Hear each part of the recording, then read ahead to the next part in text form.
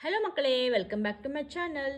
ಇವತ್ತಿನ ವಿಡಿಯೋದಲ್ಲಿ ನಾವು 5ನೇ ತರಗತಿಯ ಕನ್ನಡ ಪುಸ್ತಕವಾದ ಸಿರಿಕನ್ನಡ ಭಾಗ 2 ಈ ಪುಸ್ತಕದಲ್ಲಿನ ಪಾಠ 7 ಧೀರ ಸೇನಾನಿ. ಓಕೆ, ಈ ಪಾಠವನ್ನು ನಾವು ವಿವರವಾಗಿ ತಿಳ್ಕೊಳ್ಳೋಣ ಮಕ್ಕಳೇ. ಓಕೆ,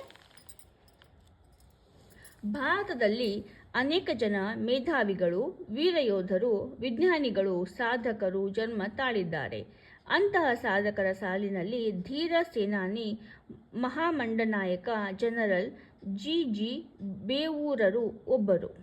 ಕರ್ನಾಟಕದ ಬಾಗಲಕೋಟೆ ಜಿಲ್ಲೆಯ ಬೇವೂರು ಗ್ರಾಮದವರಾದ ಸರ್ ಗುರುನಾಥ ರಾವ್ ಹಾಗೂ ರುಕ್ಮಿಣಿಬಾಯಿಯವರ ಪುತ್ರನೇ ಗೋಪಾಲ್ ರಾವ್ ಇವರು ದಿನಾಂಕ 11/8/1916 ಜನಿಸಿದರು.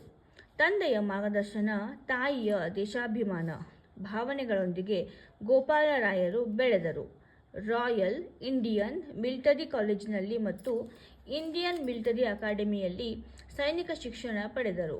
ಶಿಸ್ತು, ಶಿಕ್ಷಣ, ಕಠಿಣ ಶ್ರಮಗಳಿಂದ ತಮ್ಮ ವಿದ್ಯಾರ್ಥಿ ಜೀವನದಲ್ಲಿಯೇ ಗೌರವ ಖಡ್ಗ ಮತ್ತು ಚಿನ್ನದ ಪದಕಗಳನ್ನು ಪಡೆದುಕೊಂಡ ಕೀರ್ತಿ ಅವರದು. 1937ರಲ್ಲಿ ಬೇವೂರರು ಭಾರತೀಯ ಸೇನಾಪಡೆ ಸೇರಿದರು. ಜನರಲ್ ಜಿ ಬೇವೂರರೊಳಗಿನ ನಿಜವಾದ ಯೋಧರನ್ನು ದೇಶ ಗುರುತಿಸಿದ್ದು ಬಾಂಗ್ಲಾ ಯುದ್ಧದಲ್ಲಿ. 1971ರಲ್ಲಿ ಬಾಂಗ್ಲಾದೇಶ ಹಾಗೂ ಪಾಕಿಸ್ತಾನಗಳ ನಡುವೆ ಯುದ್ಧ ನಡೆಯಿತು. ಆ ಯುದ್ಧದಲ್ಲಿ ಪಾಕ್ ಸೈನಿಕರು ಮಾನವ ಹಕ್ಕುಗಳನ್ನು ಉಲ್ಲಂಘಿಸಿದರು. ಬಾಂಗ್ಲಾ ಸ್ವಾತಂತ್ರ್ಯ ಹೋರಾಟದಲ್ಲಿ ಬಾಂಗ್ಲಾದೇಶಕ್ಕೆ ಭಾರತದ ಸೇನೆ ಸಹಕರಿಸಿತು. ಆಗ ಬೇವೂರರು ಪಶ್ಚಿಮ ಪಾಕಿಸ್ತಾನದ ಕಡೆಗೆ ನುಗ್ಗಿದರು. ಸೇನಾ ತುಕಡಿಯ ಮುಖ್ಯಸ್ಥರಾಗಿ ರಾಜಸ್ಥಾನ್ ಮತ್ತು ಕುಚ್ದ ದುರ್ಗಮ ಪ್ರದೇಶಗಳಲ್ಲಿ ಸಾವಿರಾರು ಚದರ ಮೈಲು ಪಾಕ್ ನೆಲವನ್ನು ಆಕ್ರಮಿಸಿಕೊಂಡರು. ಈ ಸಂದರ್ಭದಲ್ಲಿ ಸೇನಾ ಮಹಾದಂಡನಾಯಕನಾಗಿದ್ದ ಫೀಲ್ಡ್ ಮಾರ್ಷಲ್ ಮಾಣಿಕ್ ಶಾ ಅವರು ಬೇವೂರರನ್ನು ಅಭಿಮಾನದಿಂದ ಬಿಗಿದಪ್ಪಿ ಪ್ರಶಂಸಿಸಿದರು. ಬೇವೂರರ ಸಾಹಸ ದೇಶದಲ್ಲಿ ಮನೆ ಮಾತಾಯಿತು. ಅವರು ತೋರಿದ ಶೌರ್ಯ ಸಾಹಸಕ್ಕೆ ರಾಷ್ಟ್ರಮಟ್ಟದ ಗೌರವ ದೊರೆಯಿತು. ಕಾಲೇಜು ವಿದ್ಯಾರ್ಥಿಗಳಿಗೆ NCCಯು ಕಲಿಕೆಯ ಅಂಗವಾದಾಗ ಬೇವೂರರು ಅದರ ಪ್ರಥಮ ನಿರ್ದೇಶಕರಾದರು. ಯುವಜನರು ನಾಳೆಯ ದೇಶ ರಕ್ಷಕರಾಗಬೇಕು ಎಂಬುದು ಅವರ ಬಯಕೆಯಾಗಿತ್ತು. ಅದಕ್ಕಾಗಿ ಅವರು ಹಗಲಿರುಳೆನ್ನದೆ ಶ್ರಮಿಸಿದರು. 1973 ಜನವರಿ 15ರಂದು ಗೋಪಾಲರಾವ್ ಗುರುನಾಥರಾವ್ ಬೇವೂರರು ಭಾರತದ ಭೂಸೇನೆಯ 9ನೆಯ ಮಹಾದಂಡನಾಯಕರಾದರು. ಜನರಲ್ ಜಿ ಬೇವೂರರು ಕರ್ತವ್ಯನಿಷ್ಠೆ, ದಕ್ಷ ಆಡಳಿತ ಕಂಡು ಭಾರತ ಸರ್ಕಾರವು ಅವರಿಗೆ ಪದ್ಮಭೂಷಣ ಪ್ರಶಸ್ತಿ ಹಾಗೂ ಪರಮ ವಿಶಿಷ್ಟ ಸೇನಾ ಪದಕವನ್ನು ಕೊಟ್ಟು ಗೌರವಿಸಿತು. ಮುಂದೆ ಡಾರ್ಜಿಲಿಂಗ್ನಲ್ಲಿ ಕಟ್ಟಿಸಿದ ಯುದ್ಧ ಸ್ಮಾರಕ ಭವನಕ್ಕೆ ಜನರಲ್ ಜಿ ಬೇವೂರರ ಹೆಸರಿಡಲಾಯಿತು.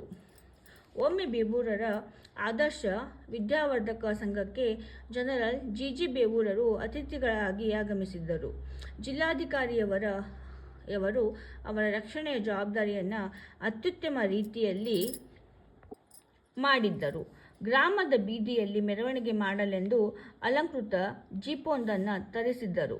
ಅದರ ಸುತ್ತ ಬಂದೂಕುಧಾರಿಗಳಾದ ಪೊಲೀಸರನ್ನು ಕಾವಲಿರಿಸಿದ್ದರು.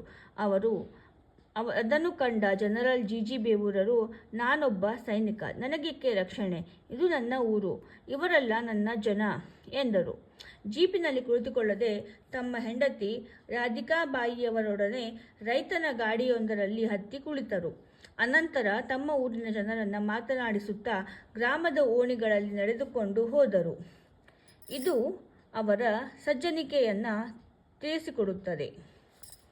ಮಾತಿಗಿಂತ ಕೃತಿ ಲೇಸು ಎಂಬ ತತ್ವ ಜನರಲ್ ಬೇವೂರ್ ಅವರದು. ನಿವೃತ್ತಿಯ ಅನಂತರವೂ ಬೇವೂರರ ಸೇನೆಯು ಭಾರತ ಸರ್ಕಾರಕ್ಕೆ ಅವಶ್ಯವಾಯಿತು. ಅವರ ಆಡಳಿತ ವೈಖರಿಯನ್ನು ಗುರುತಿಸಿ ಭಾರತ ಸರ್ಕಾರವು ಡೆನ್ಮಾರ್ಕಿನ ರಾಯಭಾರಿಯನ್ನಾಗಿ 2 ವರ್ಷದವರೆಗೆ ನೇಮಿಸಿತು. ಬೇವೂರಿನವರ ಪುತ್ರ ಭಾರತದ 9ನೆಯ ಮಹಾದಂಡನಾಯಕರಾಗಿ ಸೇವೆ ಸಲ್ಲಿಸಿದ ಸಹೃದಯಿಯಾಗಿ ಜಿ ಬೇವೂರರು 1989 ಅಕ್ಟೋಬರ್ 28ರಂದು ಇಹಲೋಕ ತ್ಯಜಿಸಿದರು. ಅವರ ಸಾಹಸದ ಗಾದೆಗಳು ಗಾಥೆಗಳು ಭಾರತದ ಮಹಾದಂಡನಾಯಕರ ಚರಿತ್ರೆಯಲ್ಲಿ ಅಮರವಾಗಿ ಉಳಿದಿವೆ. ಮಕ್ಕಳೇ, ಇವತ್ತಿನ ವಿಡಿಯೋದಲ್ಲಿ ನಾವು ಧೀರ ಸೇನಾನಿ ಪಾಠವನ್ನು ನಾವು ವಿಸ್ತಾರವಾಗಿ ಇವತ್ತು ಓದಿದ್ವಿ. ನೆಕ್ಸ್ಟ್ ವಿಡಿಯೋದಲ್ಲಿ ಈ ಪಾಠದ ಪ್ರಶ್ನೋತ್ತರಗಳು ಹಾಗೂ ಎಲ್ಲ ಭಾಷಾಭ್ಯಾಸದ ನೋಟ್ಸ್ಗಳನ್ನು ನನ್ನ ಜೊತೆ ಶೇರ್ ಮಾಡ್ತೀನಿ ಮಕ್ಕಳೇ. ಓಕೆ, ನಿಮಗೆ ಆ ವಿಡಿಯೋ ಬೇಕಾದಲ್ಲಿ ಅಂದರೆ ಈ ಧೀರ ಸೇನಾನಿ ಪಾಠದ ನೋಟ್ಸ್ ನಿಮಗೆ ಬೇಕಾದಲ್ಲಿ ನಮ್ಮ ಚಾನಲನ್ನು ಸಬ್ಸ್ಕ್ರೈಬ್ ಮಾಡ್ಕೊಳ್ಳಿ. ಯಾವುದೇ ವಿಡಿಯೋನ ಅಪ್ಲೋಡ್ ಮಾಡಿದಾಗ ನಿಮಗೆ ನೋಟಿಫಿಕೇಶನ್ ಬರುತ್ತೆ ಮಕ್ಕಳೇ. ಆದಷ್ಟು ಬೇಗ ನೀವು ನಮ್ಮ ವಿಡಿಯೋಸ್ನ ನೋಡ್ಬೋದು. ಹಾಗಾದರೆ ಮತ್ತೆ ಸಿಗ್ತೀನಿ ಈ ಪಾಠದ ಪ್ರಶ್ನೋತ್ತರಗಳ ನೋಟ್ಸ್ದೊಂದಿಗೆ. ಅಲ್ಲಿವರೆಗೂ ಮಕ್ಕಳೇ, ಟೇಕ್ ಕೇರ್, ಬಾಯ್ ಬಾಯ್.